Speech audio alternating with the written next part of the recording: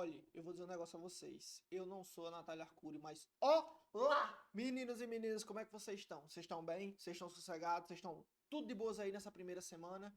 Então, que massa, gente. Hoje a gente vai começar efetivamente a nossa disciplina de Ecologia Geral para os cursos de Medicina Veterinária, Zootecnia e agregados que resolvem pagar aí como optativa ou como complementar para esses cursos de vocês. Tá bom, gente? Meu nome é Cleitone Alves Pereira. Eu vou estar dando essa disciplina para vocês integralmente até o final do nosso semestre. E essa é a nossa primeira aula, que é basicamente sobre ambientes e organismos. Belezinha, rapaziada? Belezinha, moçada? Então a gente vai iniciar essa nossa primeira aula para entender o que é o ambiente, tá? O ambiente que, como a gente vai ver, influencia fortemente e insistentemente, incansavelmente e sem nenhum tipo de modificação ou resistência os organismos que vivem neles, tá? A gente vai ver durante a nossa disciplina que o ambiente ele é extremamente fundamental para que os organismos sobrevivam nele, tá? Então os organismos eles vão se adaptar evolutivamente às condições do ambiente e a gente vai ver isso lá na nossa aula de evolução. Beleza? Então, iniciando aqui a nossa aula de ambientes e organismos, é basicamente a nossa primeira unidade, é basicamente ambientes, organismos e evolução. A gente vai ver isso na nossa primeira unidade para a primeira avaliação. Beleza? Então a gente vai iniciar falando sobre o clima que vai estar lá no primeiro capítulo lá do livro, ou no primeiro ou no segundo capítulo do livro, que vocês vão usar para a leitura aí da disciplina, tá bom? A gente vai ver que o clima, diferente do que as pessoas pensam, diferente do que as pessoas veem e diferente do que as pessoas acham, o clima, na realidade, ele varia em longo prazo. Então, o clima não é simplesmente se está fazendo 26 graus, se está fazendo 32 graus, ou se está fazendo 48 graus, como é o caso de Mossoró e Caicó, tá bom? Então, o clima não é simplesmente se vai chover hoje ou se vai chover amanhã.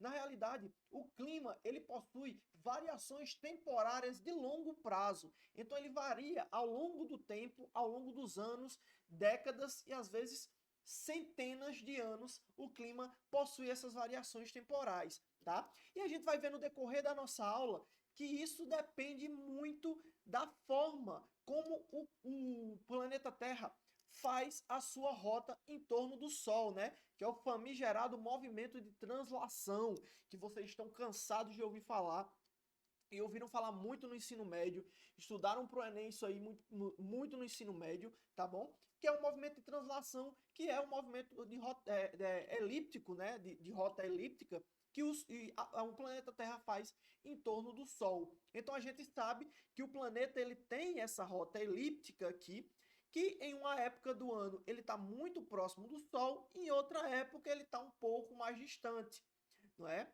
E a gente vai ver, vocês vão ver aí no livro que essa velocidade e a proximidade ou a distância do Sol, ela vai variar também de acordo com os anos, tá? A cada tantos milhares de anos, essa proximidade ou essa distância, ela vai mudar de acordo aí com, obviamente, a movimentação do sistema solar e as variações gravitacionais, ok?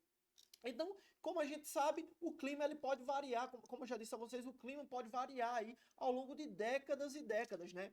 Esse gráficozinho aqui, essa imagem, ela mostra basicamente a variação de temperatura, né? As anomalias de temperatura lá na Antártica em graus Celsius, né? Aqui a gente tem a média de temperatura da Antártica nos últimos 40 anos, tá? Aqui, começando em 1978, essa análise até 2010, nos últimos 30 anos, no caso, até 2010 aqui, tá? E aqui no eixo Y, a gente vê isso em graus Celsius. Então, entre 3 e menos 3 graus Celsius, essas variações de temperatura média na Antártica nos últimos 32 anos até o ano de 2010, de 78 a 2010, tá? Então, para mostrar que a gente tem essas variações de temperatura aí no decorrer das décadas e pode ter variações maiores, obviamente a depender da situação, né, do nosso planeta, enfim, e de outras variáveis ambientais, bióticas e abióticas também, que a gente vai ver nos próximos slides, tá bom? Então, o clima ele exerce uma influência e um controle direto sobre a distribuição dos organismos no mundo. Como eu falei para vocês, isso vai variar imensamente entre localidade e localidade, a gente vai ver que vários fatores influenciam a forma como esse clima ocorre nas localidades e como a gente vai ter essa distribuição de organismos também nos ambientes no entorno do mundo, né? Então a gente vai ver, acho que na terceira unidade, na aula de biogeografia, que diferentes localidades, principalmente diferentes latitudes do nosso planeta, vão ter organismos extremamente adaptados às condições climáticas dessas localidades, tá? E isso vai variar mais em latitude do que em longitude. Então, na mesma faixa de longitude do nosso planeta, na mesma faixa latitudinal, no caso do nosso planeta, a gente vai ter organismos com adaptações semelhantes, porque o clima é muito semelhante longitudinalmente, tá? Mas latitudinalmente ele é extremamente semelhante, tá? Em porções horizontais do globo. E longitudinalmente ele varia de cima até embaixo, ok? Então aqui, geralmente nos polos vai ser mais frio e no centro do planeta vai ser mais quente. A gente vai ver isso aí um pouquinho mais para frente, tá? Então o clima, ele vai, como eu disse a vocês, ele vai exercer um controle direto sobre a distribuição de organismos no mundo. E, obviamente, o clima, ele vai influenciar extremamente coisas como correntes marinhas, né, e correntes aéreas, né? Então, o fluxo de correntes marítimas, o fluxo de águas nos oceanos, a gente vai ver que é influenciado também pelas correntes aéreas, né, pelas correntes de vento que circulam no nosso planeta, que a gente vai ver um pouquinho sobre elas, tá? Então, as correntes aéreas vão influenciar substancialmente aí as correntes marítimas no oceano, tá bom? A temperatura, ela também vai variar, obviamente, de acordo com a situação, a posição do nosso planeta em relação ao Sol. E essa temperatura e a disponibilidade de água, ela vai variar aí também, influenciar diretamente a precipitação e a disponibilidade de água no continente, tá bom? Vocês vão ver aí no livro que muito da água que chove nos continentes, ela vem diretamente do oceano, obtida por evaporação através do Sol, tá bom? Mas nem só de processos climáticos vive a evolução dos organismos, vive o desenvolvimento do ambiente, as variações ambientais, não é? O clima ou as variações dele vão influenciar também condições abióticas do ambiente que vão estar afetando aí a sobrevivência dos organismos e exercendo uma pressão evolutiva sobre esses organismos, tá? Então, outros processos influenciados pelo clima também vão impactar na distribuição dos organismos. Exemplos de processos abióticos contínuos, né? Então a gente vai ter processos abióticos contínuos, que são processos que não estão necessariamente ligados aos organismos, tá? Então são processos abióticos do ambiente, que são, por exemplo, a gente pode considerar aí o intemperismo, né? A decomposição das rochas, ou a erosão, que é nada mais, nada menos do que o processo aí de desgaste, né, do solo, de desgaste, lavagem da sedimentação do solo, tá bom? Então esses processos abióticos são contínuos, são processos que estão ocorrendo constantemente e sem uma pausa, que vão influenciar aí a distribuição dos organismos ao redor do nosso planeta. Mas a gente vai ter também distúrbios periódicos, né? Distúrbios abióticos e periódicos, que a gente pode considerar aí, por exemplo, enchentes, né? Enchentes, tsunamis, terremotos, que são periódicos ou não, né? Podem ser aleatórios também. E queimadas, tá? Então, os distúrbios periódicos, basicamente enchentes e queimadas, que vão ocorrer, no geral, em períodos específicos do ano. Ou seja, em períodos que está mais cheio, que está chovendo mais, ou em períodos que está mais seco, e geralmente ocorrem essas queimadas, não é? É interessante a gente destacar o fator desses, a importância desses distúrbios periódicos para o ambiente, não é? Então a gente tem locais onde tem que ocorrer esses distúrbios periódicos, apesar de para nós humanos isso ser extremamente catastrófico e complicado, né? Enchentes e queimadas. Em alguns locais do globo, essas queimadas elas ocorrem periodicamente, né? Elas ocorrem constantemente, geralmente em um período do ano, e muitas vezes espécies de plantas estão associadas, a germinação de espécies diferentes de plantas estão associadas às condições ambientais, ou seja, muitas espécies só germinam após uma queimada, por exemplo, tá bom? Que essa queimada vai decompor a matéria orgânica que está ali no ambiente e vai ser utilizada como combustível, como nutriente para essas plantas que querem germinar. E muitas plantas também vão ter uma característica desenvolvida evolutivamente que a gente chama de quebra de dormência, né? Então as sementes dessas plantas, elas só vão germinar depois de passar por um distúrbio estressor, como por exemplo uma queimada, como por exemplo um enchente. Essas plantas só vão germinar após essa queimada, tá bom? Ou essa enchente, tá certo? Agora, por que é importante a gente prestar atenção nisso aqui? Toma cuidado com essa informação aqui. Isso aqui não quer dizer que, por exemplo, os incêndios que estão ocorrendo na Amazônia, os incêndios que estão ocorrendo no Pantanal, eles são fundamentais para o desenvolvimento daquele ecossistema. Não. A gente já tem diversas pistas, né, que indicam que esses incêndios são criminosos para transformar aquelas localidades em pastagem, tá? Para criar gado. Então, eles estão basicamente derrubando e queimando mata nativa para criação de gado, tá bom? Para inserir gado naquelas localidades e transformar um ecossistema maravilhoso, lindo e extremamente fundamental para a manutenção das condições climáticas do nosso planeta em pasto para gado, que vai contribuir aí incondicionalmente para o aumento do famigerado efeito estufa, não é? O aquecimento global, a gente vai ver isso lá para as nossas aulas seguintes, tá bom? Então não confundir as enchentes que ocorrem por pura e simples falta de tato do ser humano, tá bom?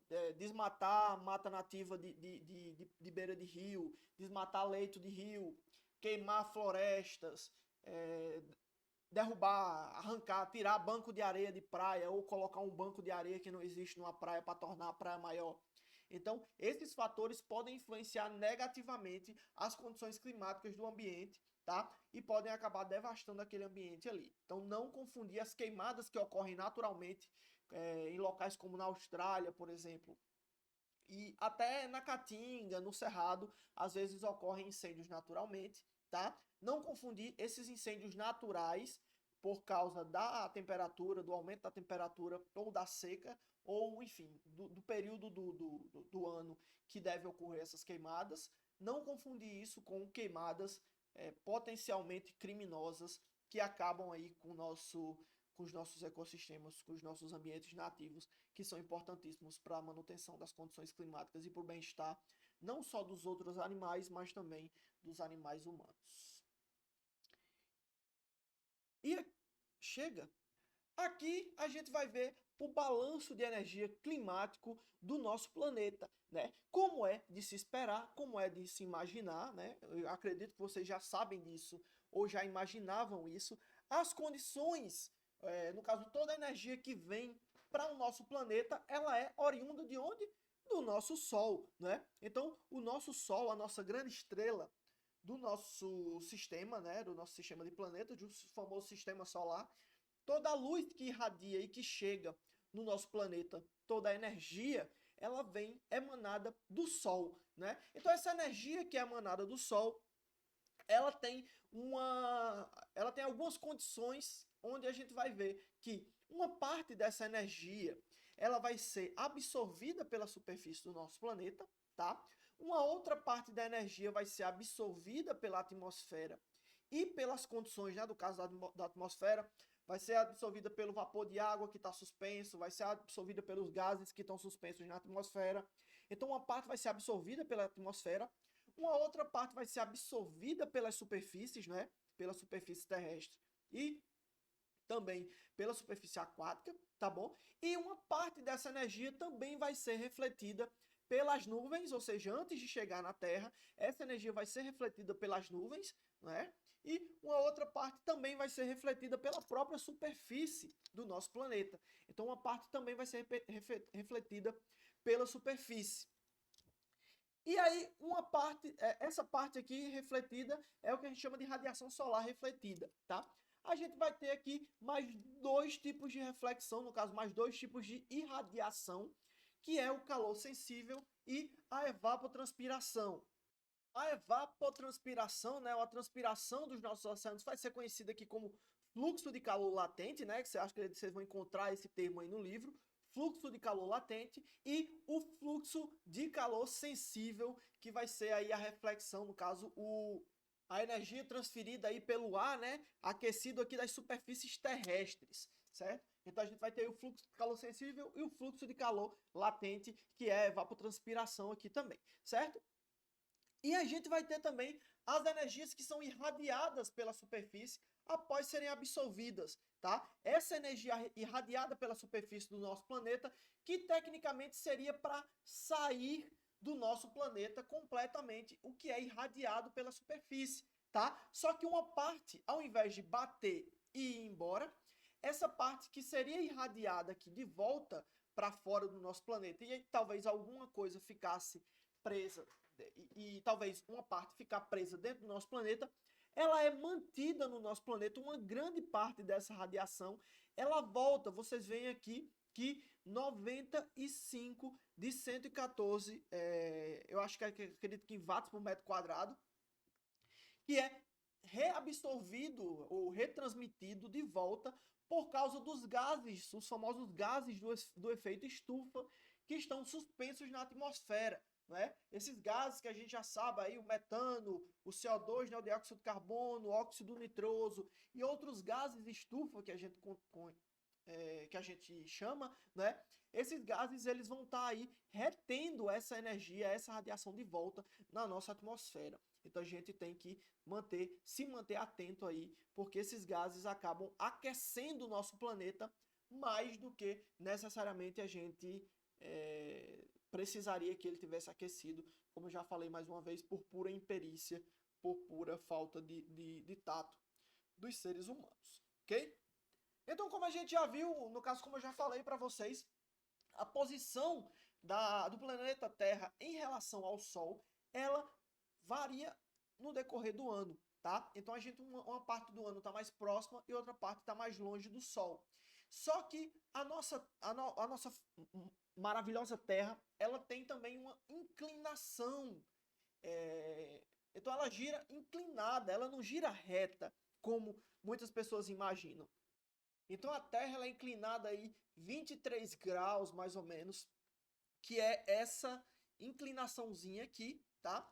E aí essa inclinaçãozinha faz com que uma parte do planeta receba mais energia, ou seja, receba mais luz solar do que outra, tá? Então, como é de se imaginar, como vocês já devem saber, como vocês já devem conhecer, essa parte que recebe mais energia do nosso planeta é o Equador, né? A zona entre trópicos, né? Entre o trópico de Câncer e o trópico de Capricórnio. Então, essa parte aqui próxima ao Equador, ela recebe mais energia solar. Então, os raios solares elas vão atingir perpendicularmente a superfície do planeta Terra, mais próximo ao Equador. Já nos polos ou em direção aos polos, os raios solares eles vão ser distribuídos por uma área maior. Então vocês veem que aqui ele bate em um ângulo, em uma quantidade extremamente direta, perpendicularmente, e aqui os raios eles vão se espalhar mais, então vai ter menos energia batendo aqui, não é? Além disso, obviamente, uma parte do planeta vai estar oculta, no caso, uma parte dos polos do nosso planeta, ou de cima ou de baixo, vai estar oculta dos raios solares por uma parte do ano, tá bom? Então vai ter uma parte do ano onde esse giro do nosso planeta aqui, de oeste para leste, vai estar recebendo mais energia no Polo Norte, e quando a Terra está passando do outro lado do Sol, né, essa parte do Polo Sul aqui vai receber mais energia no período do ano, e essa parte de cima vai estar mais oculta, tá bom? Então a gente vai ter a Terra recebendo aí quantidades diferentes de luz solar em pontos diferentes da sua superfície, tá certo? E essas variações, obviamente, tanto na posição inclinada de 23 graus aproximadamente da Terra, como a posição do planeta em relação ao Sol, vai ocasionar aí o que a gente conhece como as variações climáticas sazonais, né? O período onde chove mais, o período onde tem menos calor. E é importante também frisar uma coisa que a galera não sabe.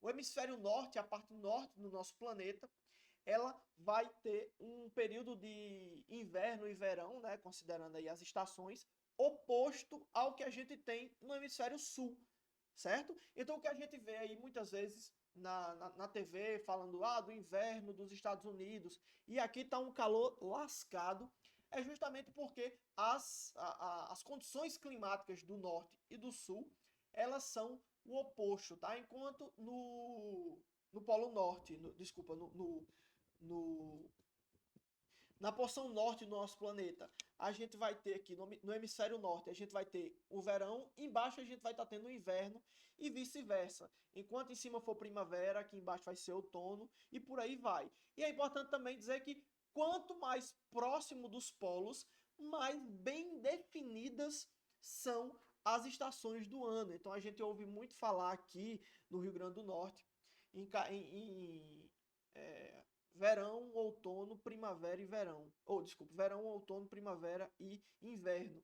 Quando a gente basicamente só conhece, principalmente aqui em Mossoró, o famoso verão, calor, mormaço e quintura, né? Então, porque a gente está em cima praticamente aqui da linha do Equador. Então, as nossas estações não vão variar muito. Mas quanto mais para o sul, quanto mais para o norte, mais acentuadas são as diferenças entre as estações, mais bem definidas são as estações, tá bom? Passando aqui para a nossa parte do aquecimento da superfície, da ascensão, né? A gente tem o conhecimento de que, obviamente, a temperatura ela afeta a densidade do ar, né? Então, no nosso planeta, obviamente a gente já sabe disso, não é nenhuma surpresa para todos nós que estudamos, que passamos no Enem, que fizemos ensino médio, né? Então a gente sabe que o ar quente ele é mais leve, ou seja, ele é menos denso do que o ar gelado, né? Do que o ar frio.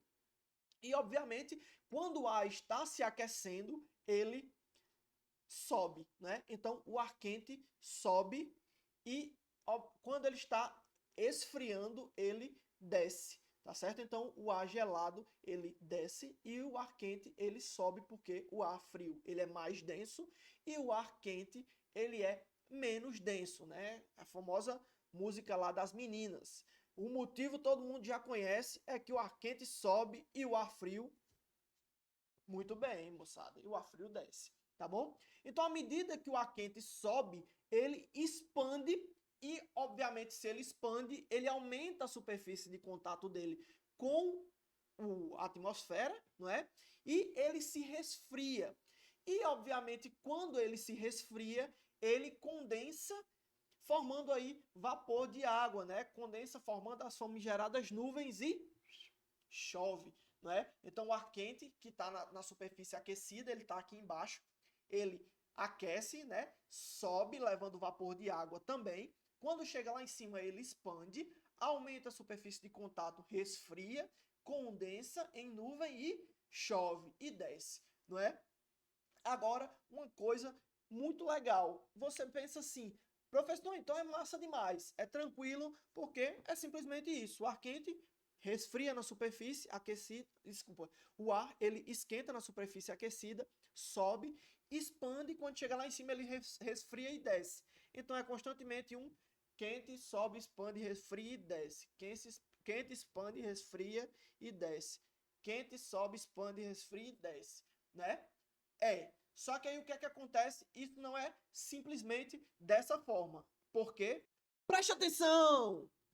Porque a gente vai ter uma coisa interessantíssima e importantíssima conhecida como a rotação do nosso planeta, não é? Então a gente sabe que o planeta ele tem a sua rotação, ele tem os dois movimentos do planeta, né? Que a gente vê aí muito no ensino médio, vocês veem muito no ensino médio, que é o movimento de translação, né? Que é aquele circuito lá elíptico que eu mostrei para vocês no início da aula, que é o Sol, a Terra circulando elipticamente em torno do Sol, e o movimento de rotação, que é o movimento da Terra em torno do seu próprio eixo. Então a Terra ela está constantemente girando e aí uma parte à medida que o dia vai passando, a gente vai ficando um período do dia mais próximo do Sol e um período do dia mais longo, fora do Sol, porque uma hora a gente está atrás do Sol e uma hora a gente está na frente porque o planeta está rodando, né? Então esse é o movimento de rotação da Terra e o movimento de translação é aquela rota que a Terra faz ao redor do Sol, aquela rota elíptica lá que eu mostrei para vocês, tá bom? E aí a gente vai ver já por que é importante esse movimento para o nosso planeta, tá? Que esse movimento vai formar o que a gente conhece como os ventos lá, né? Os ventos do leste, os ventos do oeste, os ventos alísios, né? A gente vai ver um pouquinho disso, tá?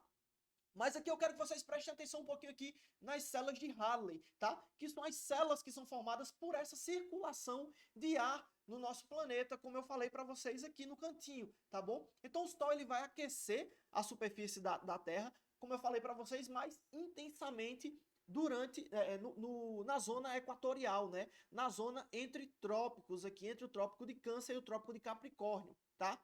Esse aquecimento da superfície, ele leva ao aquecimento da superfície, como eu falei para vocês, e a ascensão desse ar que está esquentando aqui, fazendo com que esse ar ele suba, né? Esse ar que está aqui, ele vai sendo aquecido, vai subindo e vai expandindo, certo? E aí, aqui a gente vai criar uma faixa de baixa pressão atmosférica, a gente vai ver já já a importância da pressão atmosférica para os ventos, tá bom? E, obviamente, quando ele sobe, ele vai resfriar, vai expandir e vai circular, geralmente para a lateral, porque, como eu falei para vocês, ele expande, né? Então, a tendência do ar quente é expandir lateralmente. Então, ele vai expandir aqui lateralmente.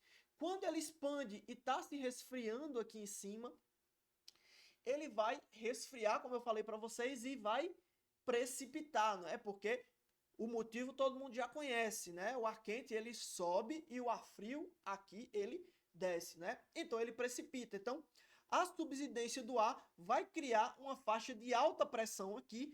Tendo alta pressão atmosférica aqui, o vento vai descer, né? O ar vai descer.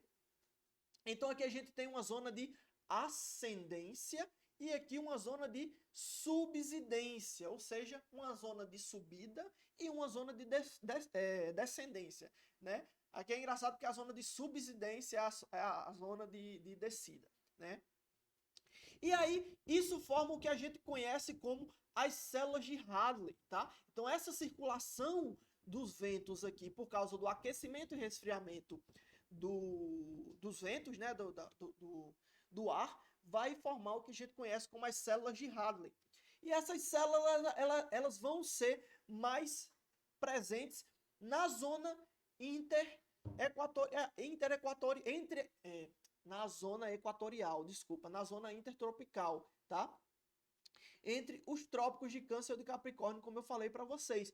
Então as células de Hadley elas vão estar fazendo isso aqui, tá? Elas vão estar subindo, expandindo, tá? Deixa eu dar um zoom aqui para vocês.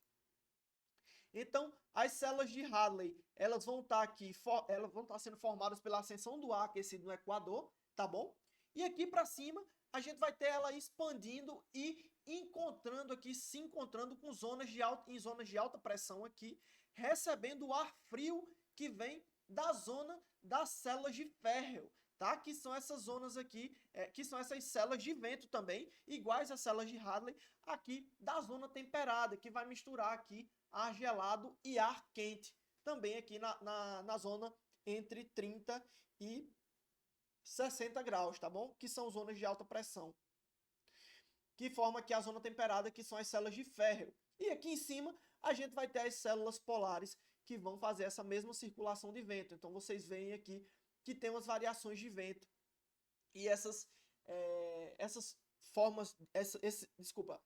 rotas de vento aqui, elas vão se encontrar, formar zonas de alta pressão e precipitar. E aqui o ar quente faz essa troca aqui com o ambiente, com os ambientes polares, tá? Então você vê os ventos polares aqui, que já são gelados por natureza e faz essa troca aqui com a célula de ferro, tá? Que vai levar também, além do ar quente que foi retirado aqui da superfície, vai levar essa temperatura mais fria para cá, vai formar uma zona de alta pressão e vai precipitar, certo? Então aqui a gente vai ter as células de Hadley, células de ferro e células polares.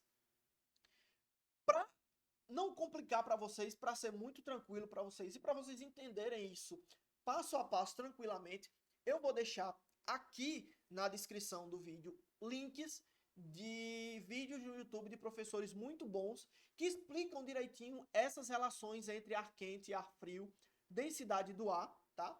E as células de Hadley, células de ferro e células polares e como que as zonas de alta e de baixa pressão no nosso planeta elas vão influenciar nesses ciclos de vento e, obviamente, nos ciclos aquáticos também, na circulação de rotas aquáticas aí no nosso planeta, tá bom? Então aqui na descrição e lá no sistema da gente de aulas eu vou deixar linkado esses vídeos para vocês clicarem e assistirem um pouco sobre essas células e sobre pressão no nosso planeta.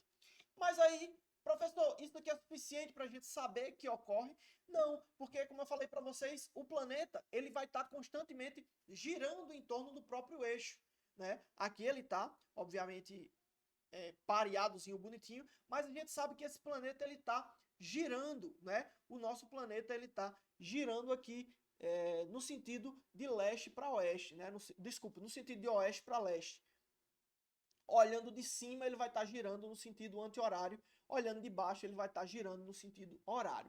E, obviamente, essa rotação, esse movimento de rotação do nosso planeta vai fazer com que esses ventos se movimentem no nosso planeta de maneiras opostas no hemisfério norte e no hemisfério sul, tá? Então, no hemisfério norte, a gente vai ter aquele famoso giro da água no sentido horário, e no hemisfério sul a gente vai ter o famoso giro da água no sentido anti-horário, né? Isso aí que a gente já tá cansado de saber. Eu vou ver se eu deixo um videozinho mostrando para vocês aí um experimento bonitinho sobre esse movimento, tá? Então, o ar em movimento na superfície da Terra, ele vai ser desviado para a esquerda,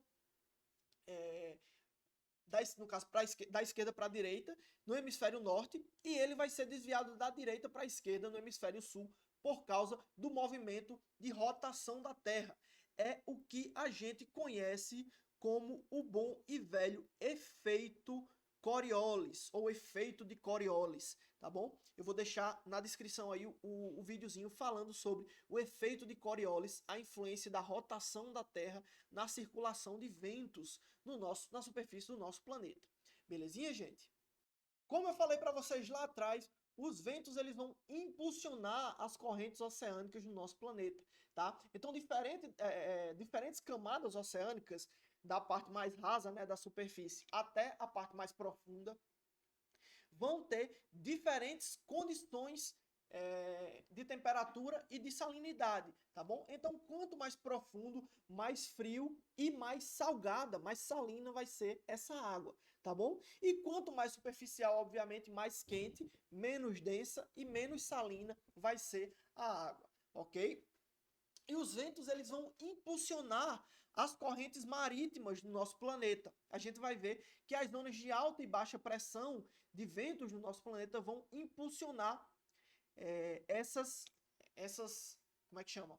Essas correntes marinhas, essas correntes marítimas aqui no nosso planeta, certo? Vou deixar também link aqui embaixo falando sobre essas correntes para não alongar muito a nossa aula, certo?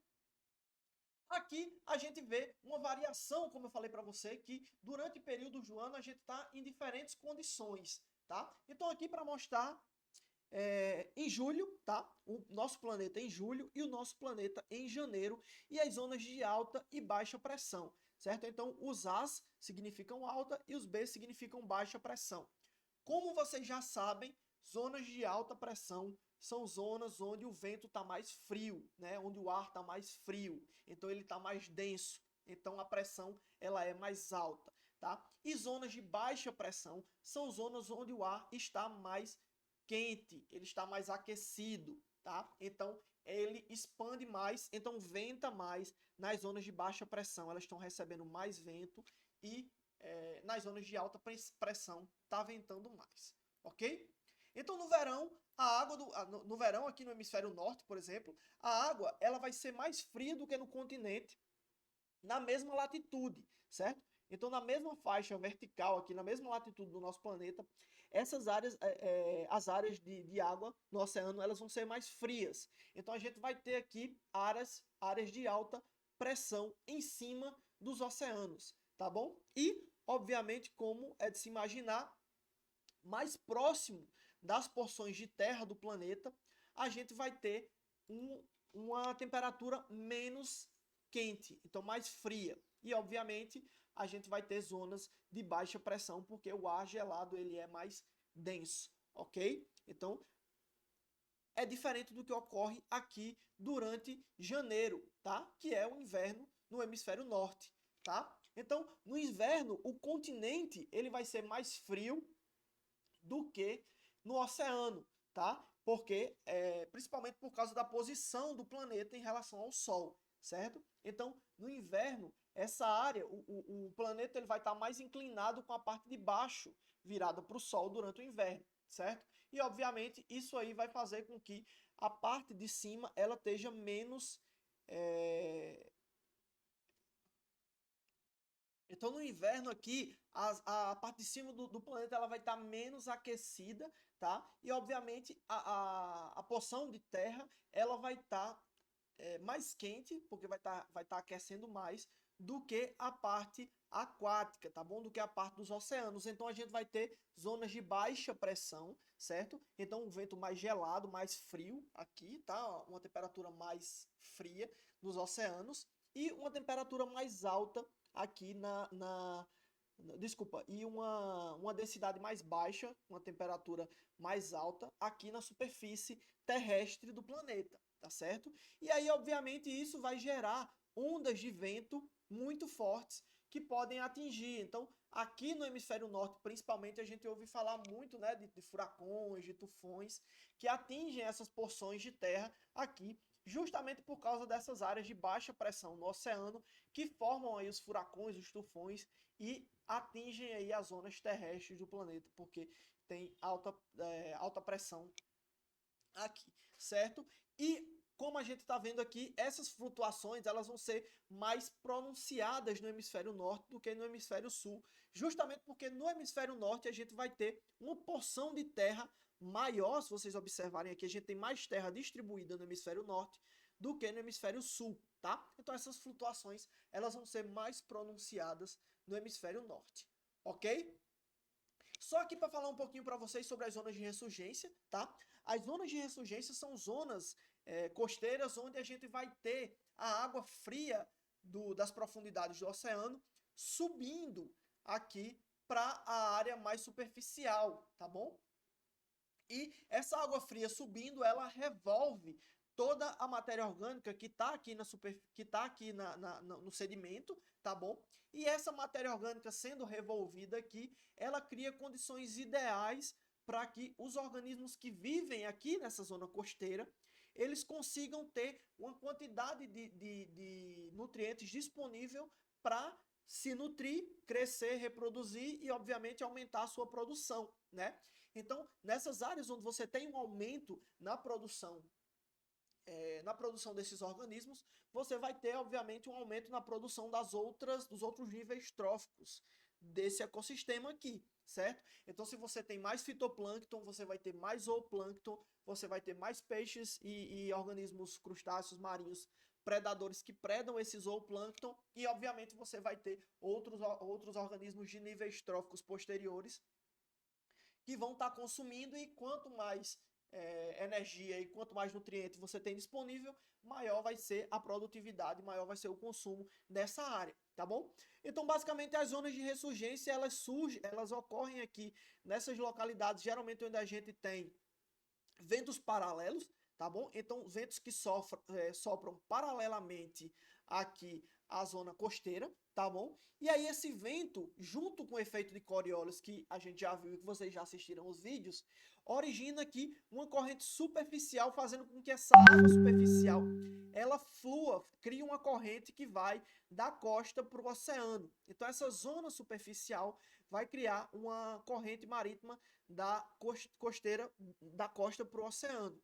Quando essa água quente ela sai aqui da costa, o que é que acontece? A água profunda e fria ela sobe para ocupar o espaço dessa água quente que está saindo aqui do meio, tá certo? Então ela sobe aqui e ocupa. E aí, obviamente, cria um ciclo que a gente conhece como zona de ressurgência ou ressurgência de águas litorâneas, certo? E aí, como eu falei para vocês, essa ressurgência ela vai criar para a gente uma condição ideal, porque toda a matéria orgânica que está depositada aqui no sedimento, ela vai ser revolvida, porque a água vai estar subindo aqui e vai estar levando essa matéria orgânica para cima.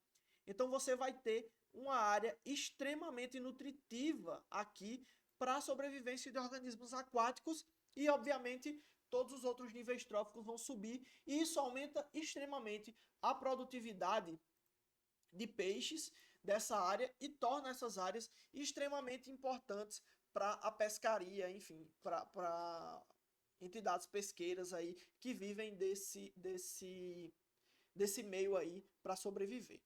Aqui a gente tem zonas de ressurgência que são importantíssimas pro consumo aí de peixes, né? Principalmente essa aqui, que pega boa parte do Chile, né? Que pega aqui a corrente de Humboldt e essa zona de ressurgência torna essa área extremamente nutritiva e um aumento extremo na quantidade de produtividade de peixes que a gente tem aqui, formando aqui nessa zona uma área de pesca predatória extremamente alta.